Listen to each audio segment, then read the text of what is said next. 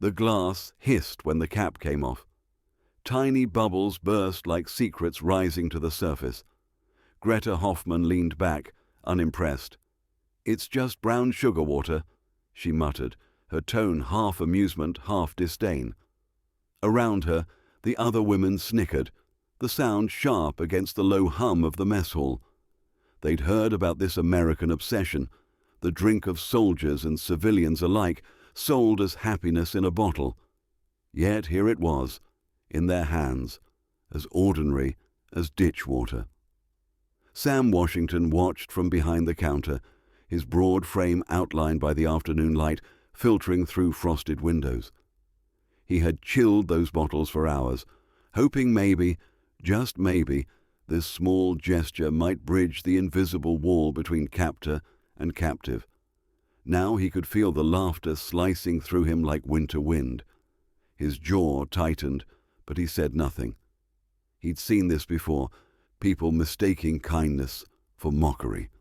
The camp was quiet that day, snow threatening at the edges of a grey sky. Beyond the fence, the cornfields lay flat and empty, waiting for spring that might never come. Inside, the German women sat stiffly, still strangers to this strange land that fed them better than their own country could feed its soldiers. Their uniforms were clean but threadbare, their pride intact but trembling. They were enemies, but not monsters. At least that's what Margaret Sullivan told herself as she made her rounds. She paused near the mess hall door, her gloved hand resting on the frame as the women's laughter spilled out. Something about it, too loud, too relieved, didn't sound like cruelty. It sounded like fear pretending to be confidence. When Greta raised her bottle and declared, "Even our soldiers wouldn't drink this," the room froze for half a breath. Sam turned away, the cork-lined cap still in his hand, his reflection faint in the steel countertop. Margaret stepped inside, her voice even. "Is something wrong with the refreshments, ladies?" Greta met her eyes, startled by the calm authority behind the question. For a moment, the old teacher in her surfaced. "It is unusual," she said finally, her English careful, deliberate. "Sweet. Too sweet." Sam said nothing. He busied himself with trays, his silence heavier than reprimand. The guards exchanged wary glances, unsure whether to intervene or simply observe. Later, when the women were escorted back to their barracks, Greta lingered near the door, her thoughts tangled. There was something unsettling about the way the cook had looked at her, not angry, but disappointed, as if her words had erased something larger than politeness. That night, while the wind clawed against the barracks' thin walls, Greta lay awake thinking of the strange drink and the man who had offered it without bitterness. She thought of her mother's saying, "Never mock what keeps another alive." She didn't yet know how right her mother had been. Morning light bled through frost-glazed windows, scattering across the mess hall like shards of glass. Sam Washington moved quietly through the kitchen, the rhythm of his work steady, deliberate. He boiled coffee, cracked eggs, stirred oatmeal, but the bottles of Coca-Cola still lined the counter, half drained and forgotten. Their once bright labels looked dull in the grey light. Margaret entered with her clipboard pressed against her chest. "Rough night?" she asked. Sam didn't look up. "Storm rattled the pipes again," he said. Then, softer, "And maybe the people." She studied him. "They don't understand, Sam. They see symbols, not people. To them, that drink is victory," he finished, finally meeting her gaze. "Or maybe temptation. Doesn't matter, it's still sugar water," but even as he said it, he remembered his first Coke, back when he was a boy in Montgomery. A nickel at the corner store, the hiss of the cap, the fizz hitting his nose. Back then, it wasn't luxury. It was proof that he could buy the same small joy white folks did, even if only for a moment. That memory had followed him through the Depression, through enlistment, through the kitchen where he now stood.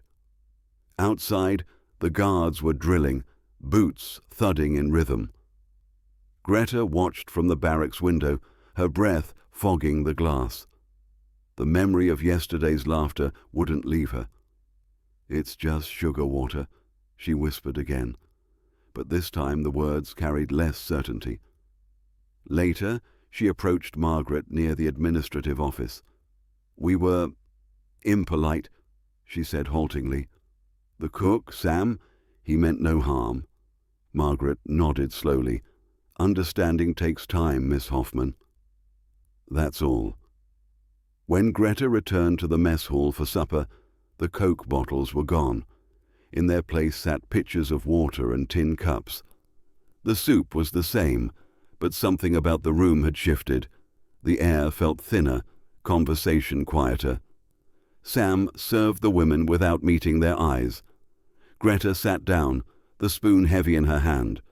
The silence between captor and captive had grown roots overnight. That night, a knock startled Sam from his inventory ledger. He opened the kitchen door to find Greta standing there, her wool coat pulled tight against the cold. "May I speak?" she asked. He hesitated. "You already are." She stepped inside, the warmth of the kitchen washing over her like a confession. "The drink," she began, her English precise but uncertain. We should not have laughed. Sam leaned against the counter, arms folded. "Why did you?" Greta looked down at her hands. "Because it seemed foolish." "To make a drink when the world burns," Sam exhaled slowly. "Maybe that's the point. You drink something sweet to remember life's still worth the trouble." Her eyes lifted to his, searching for mockery and finding none. "We were told America is wasteful," she said softly, "that you drown in plenty while others starve." Sam nodded once. "Sometimes that's true. But sometimes what you call waste is just somebody trying to feel normal." He turned, retrieving a bottle from the ice chest, one he'd saved for himself. "You want to know what this really tastes like?" Greta hesitated, then nodded. He popped the cap. The hiss filled the room again, soft, familiar now. He poured a measure into a tin cup and handed it to her. She took a cautious sip. The sweetness struck first, then the bite of carbonation, a bright sting against her tongue. Her eyes widened. "It tastes like celebration." Sam smiled faintly. "That's what it's for." She set the cup down slowly. "In Hamburg we had chicory coffee. It tasted of ash and hunger. This tastes of something that forgot there was war." For the first time, he saw something shift behind her eyes. Not guilt, not even gratitude, but recognition. "Danke," she whispered. Sam nodded once, silent. Outside, the wind had eased, and the Iowa night lay still. Inside that kitchen, two enemies stood together, the distance between them smaller than the space between breaths. The next morning dawned white and soundless, snow weighing down the fences until the wire sagged like tired shoulders. Sam was already in the kitchen before dawn, stirring grits over a low flame. The smell filled the mess hall, simple, earthy, patient. He didn't look up when the guards came in for their rations, didn't answer when they joked about our southern wizard. His mind was elsewhere, on that strange meeting the night before, on the quiet way Greta had said Danke, as if it cost her more than apology. Greta, for her part, rose before the others. She found herself staring at her reflection in the frosted window, at the blurred outline of a woman she barely recognized. She thought of the Coke's taste, the way its fizz had startled her, the strange warmth that followed. Not sweetness exactly, something livelier. Hope, maybe, bottled in brown glass. The absurdity of that thought almost made her smile. When they filed into breakfast, the usual chill hung in the air. Sam didn't greet them. He just placed bowls in front of each woman, his movements efficient but subdued. The guards stood watch, talking quietly near the door. Then Greta spoke. "Mr. Washington," she said, her accent wrapping around his name like a new word she wanted to learn. The room fell silent. "The drink, it was good." He looked up slowly, eyes unreadable. Then, with the faintest nod, he said, "Glad you think so." Something shifted after that. Not much, just a thread's width of ease. The guards noticed. Margaret noticed. Even the air seemed to relax its grip. By afternoon, Greta and the others were cleaning laundry, their hands raw from the cold water. They sang softly, half-forgotten hymns and lullabies. From the kitchen window, Sam listened as he scrubbed pans, the melodies curling through the steam. He didn't understand the words, but he knew what they meant. He'd grown up with the same tone in the fields of Alabama, the sound of people trying to make labor lighter with music. That evening, Margaret stopped by the kitchen. "They're coming along," she said, removing her gloves. "Greta's teaching them English with old newspapers. They even helped mend uniforms today." Sam stirred the pot absently. "Maybe that's something," he murmured. Margaret watched him. "You know," she said softly, "you were right about the Coke. It was a bridge." He gave a low chuckle. "Funny kind of bridge, made of sugar and bubbles. Sometimes that's all it takes," she said, and left him with that thought. Snow kept falling. Days folded into one another, roll call, meals, chores. The war outside raged on, but here, in this pocket of stillness, strangers began to see pieces of themselves in one another. Then came the cough. It started with Lysel, the youngest. By nightfall, she was burning with fever. The camp doctor examined her under lamplight, his brow furrowed. "Influenza," he said. "She needs warmth, rest, something gentle on the stomach." Sam heard through the guards' chatter. He didn't wait for orders. He reached for cornmeal, milk, and honey, his grandmother's remedy. In the soft blue glow of the kitchen, he stirred the mixture until it thickened into something between porridge and pudding.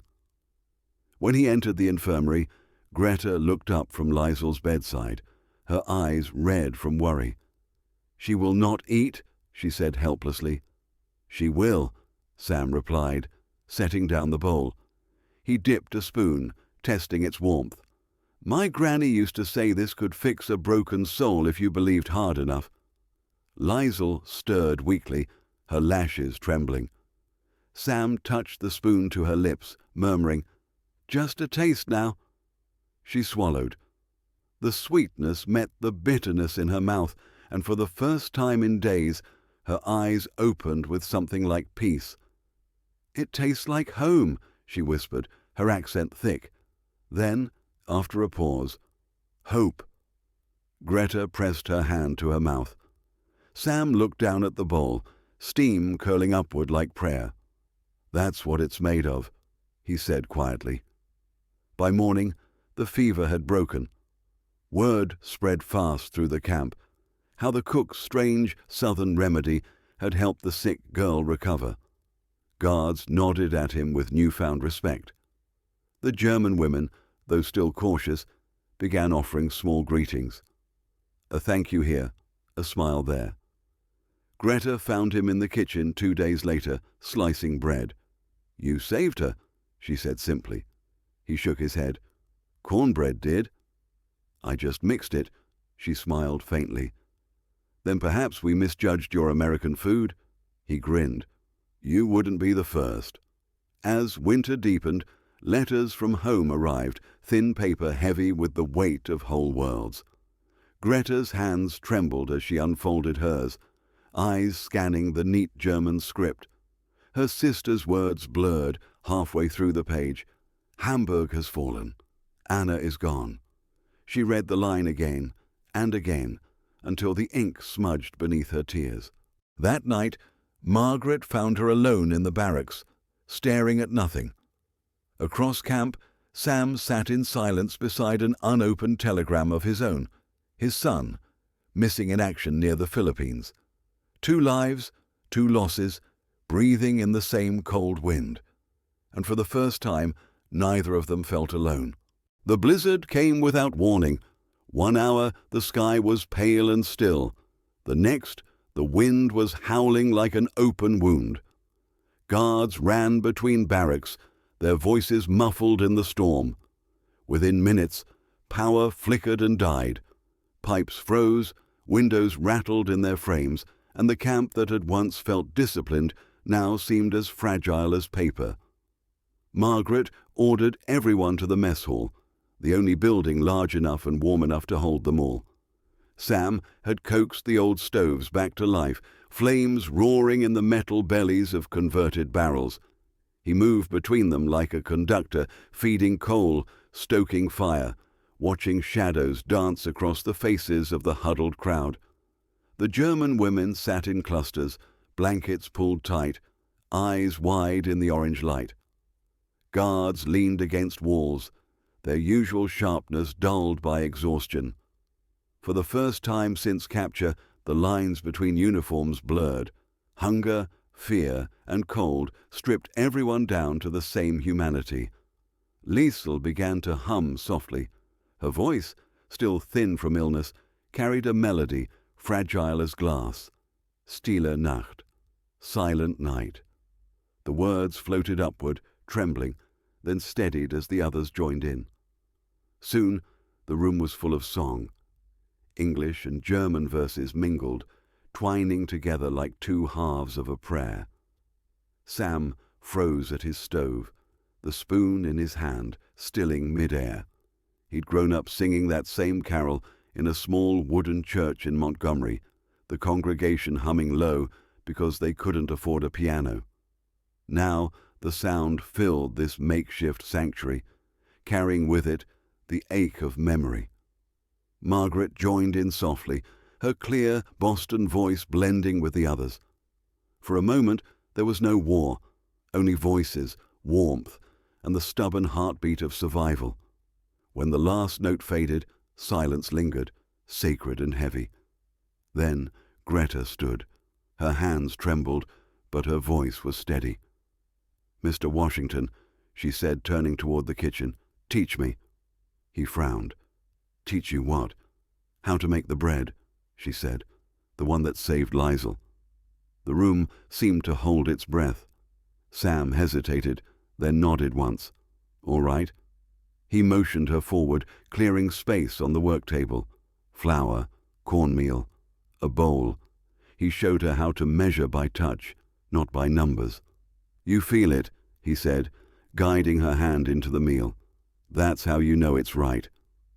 Greta mimicked his motions, eyes intent. Her hands shook at first, unused to the texture. "In Germany," she said quietly, "bread means dignity. But this feels different." Sam smiled faintly. "It ain't meant to be pretty. It's meant to keep you standing." They worked in silence, the others watching.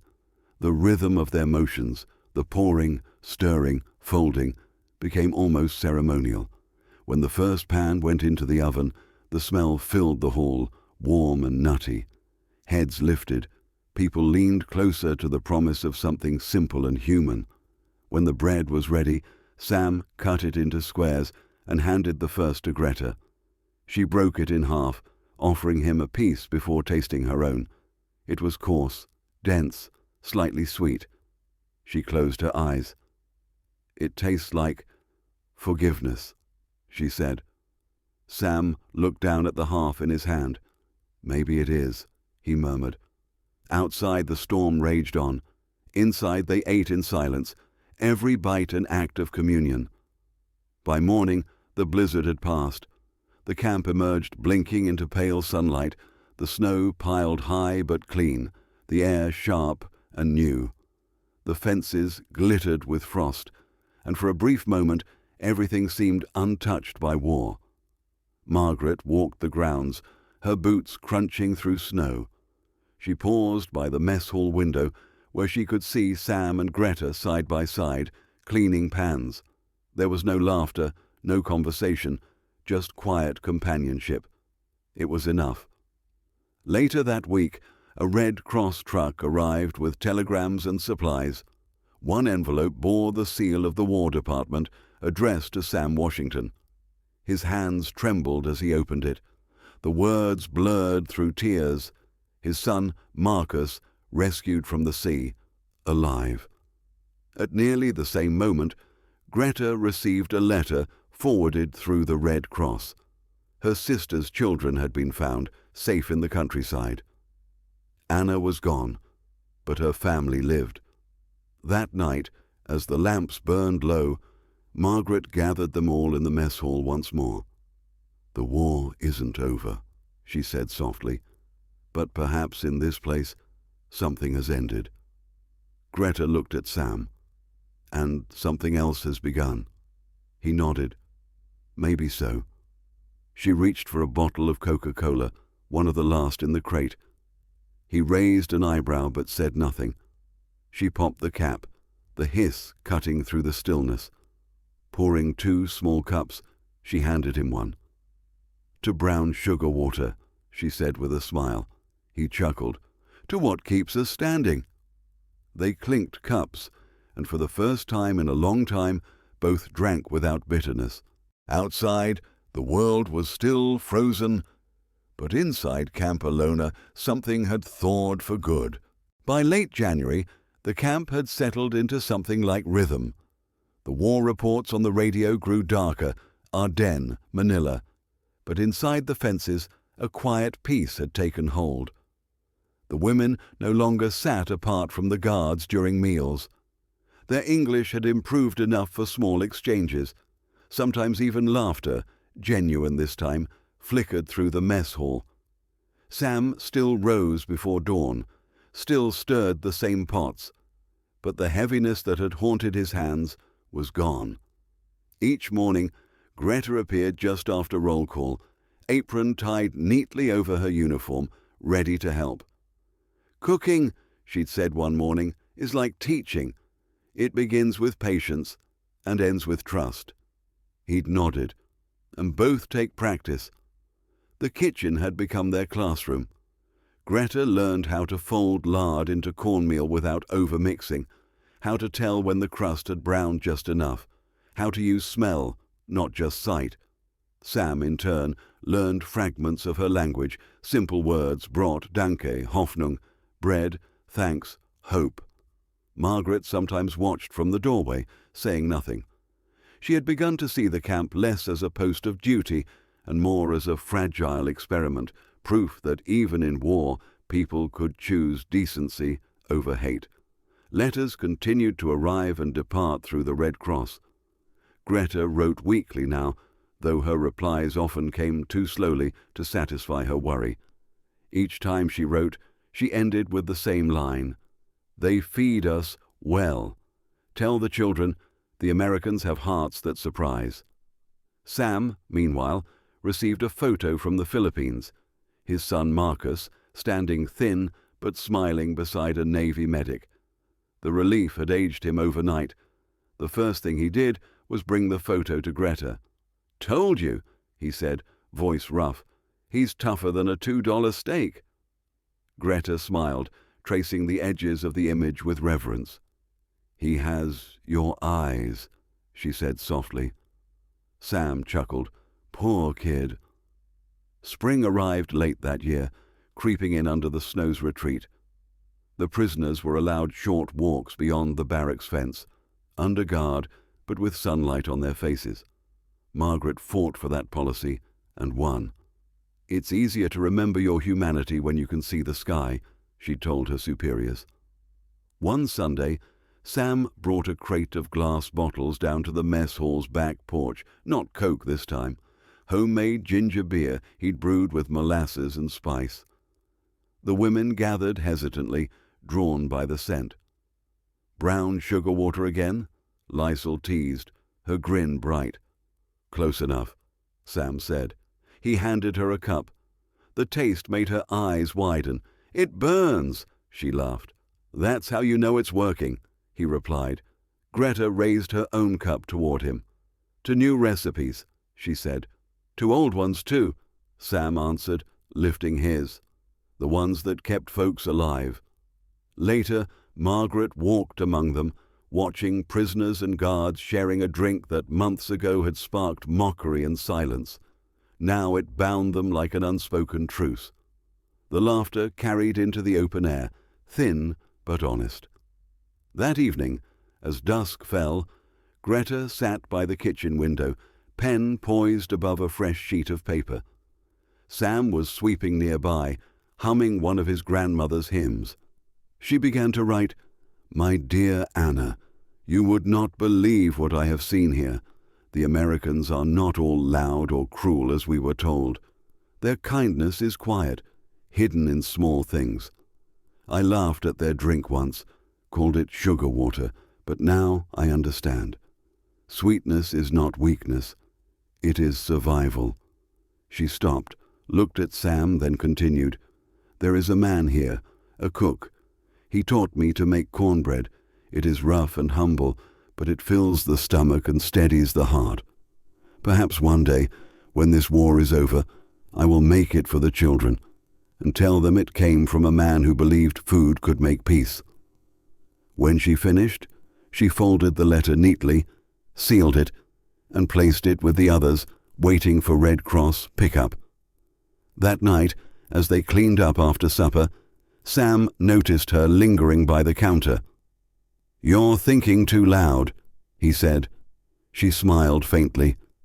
"Do you ever think this," she gestured around them, "will mean something after?" Sam paused. "I think maybe it already does." The following week brought word that Germany had surrendered in the West. The announcement came over the camp radio, crackling through static. No cheers, no triumph, just a long, collective breath. For the German women, tears. For the Americans, silence. Greta sank into a chair, hands trembling. The war that had swallowed everything was over, but her home was gone. She didn't know whether to laugh or weep. Sam placed a cup of coffee in front of her. "Drink," he said gently. She looked up, eyes glistening. "What happens now?" He shrugged. "You rebuild." "We all do." That evening, Margaret stood before the assembled group. "Repatriation will begin soon," she announced. "You'll be transferred east within the month." Greta nodded, though her stomach tightened. She had come to this camp as a prisoner. She would leave as something harder to name. The last week passed in a blur of farewells and small gestures. Sam packed loaves of cornbread for the women to take on the train. Greta brought him a small sketch she'd drawn of the kitchen, the big stove, the wooden table, the open window with sunlight streaming in. At the bottom, she'd written one word, Danke. When the morning of departure arrived, snow flurries danced in the air again, as if the year had folded back on itself. The women boarded the train quietly, guards assisting with their meager luggage. Greta was the last to climb the steps. She turned back toward the platform where Sam stood, cap in hand. For a long moment they simply looked at one another. No words, no need. Then she reached into her pocket and pulled out something small and shining, a Coca-Cola bottle cap. She tossed it gently toward him. "Keep it," she called, "to remember that even enemies can share a drink." Sam caught it, smiling despite himself. "I won't forget," he said. The whistle blew. Steam swallowed the platform.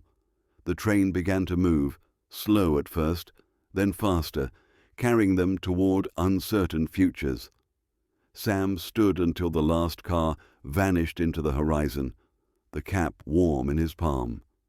He closed his fist around it, feeling its ridges press into his skin. Somewhere inside that thin metal circle lived every lesson they'd shared. How mockery could turn to mercy, how strangers could build bridges from the simplest things. He turned back toward the kitchen, the scent of cornbread still in the air, and whispered to no one, "Sweetness ain't weakness. It's remembering. Summer, 1952.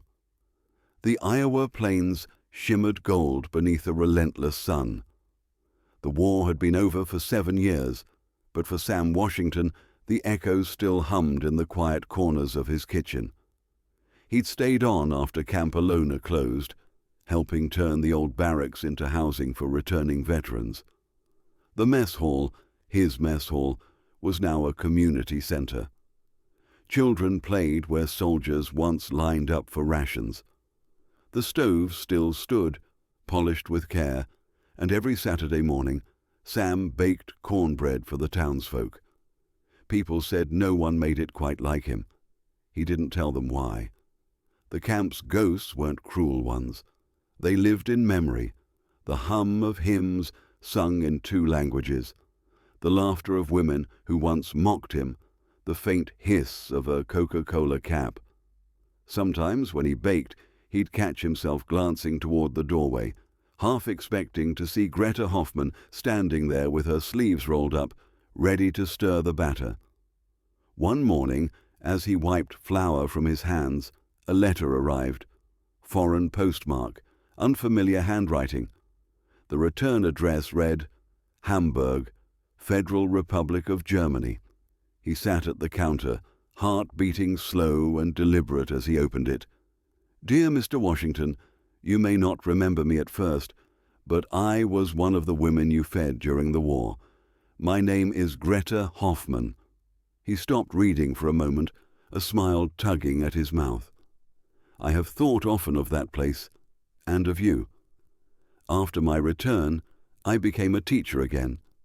The city was in ruins, but the children, oh, they were hungry for everything.